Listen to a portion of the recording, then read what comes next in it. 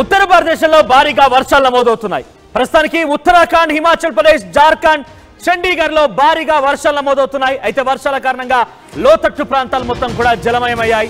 అక్కడ వరదలు, వాగులు మొత్తం కూడా ఉప్పొంగి ప్రవహిస్తూ ఉన్నాయి. సో పలు చోట్ల అక్కడ కొండ చెర్లు విరిగిపడడంతో రహదారులు కూడా మూసివేయబడ్డాయి. పెద్ద ఎత్తున అక్కడి స్థానిక ప్రజలు మొత్తం కూడా ఆందోళన వ్యక్తపరుస్తున్నారు. సిమ్లాలో ఒక చోట హోటల్ కుప్పకూలిపోయింది. ఈ ప్రమాద సమయంలో హోటల్లో సుమారుగా 30 మంది సిబ్బంది ఉన్నట్టుగా తెలుస్తోంది.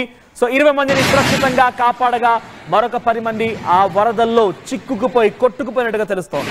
జార్ఖండ్ లోని తూర్పు సిక్భూమ్ జిల్లాలో భారీ వర్షపాతం నమోదైంది. వరద నీటిలో ఒక ఆశ్రమ పాఠశాల పూర్తిగా కొట్టుకుపోయింది. పూర్తిగా అందులో ఉన్నటువంటి ఆ సామాగ్రి ఇతరత్ర మొత్తం కూడా పూర్తిగా ఆ నీటిలో మునిగిపోయాయి. సో 162 మంది విద్యార్థులు కూడా ఆ ఆశ్రమ పాఠశాలలో చిక్కుకున్నట్టుగా తెలుస్తోంది. మరో వారం రోజుల పాటుగా ఈ రకంగానే భారీ నుంచి అతి భారీ వర్షాలు కురిసే అవకాశం కనబడుతోంది. పలు రాష్ట్రాలకు ఇప్పటికే రెడ్ అలర్ట్ జారీ చేశారు వాతావరణ శాఖ. ఒకసారి విజువల్స్ గమనించండి. ఉత్తరాఖండ్ లో పరిస్థితి ఎలా ఉంది? ఉత్తరాఖండ్, ఎస్, ఇది సిమ్లాలో, హిమాచల్ ప్రదేశ్ లోని సిమ్లాలో ఒక 5 స్టార్ బిల్డింగ్, ఒక హోటల్ కుప్పకూలిపోయింది. ఆ హోటల్లో ఆ సమయంలో 30 మంది ఉండగా 20 మందిని సురక్షితంగా కాపాడగలిగితే 10 మంది ఆ వరద నీటిలో చిక్కుకుపోయారు.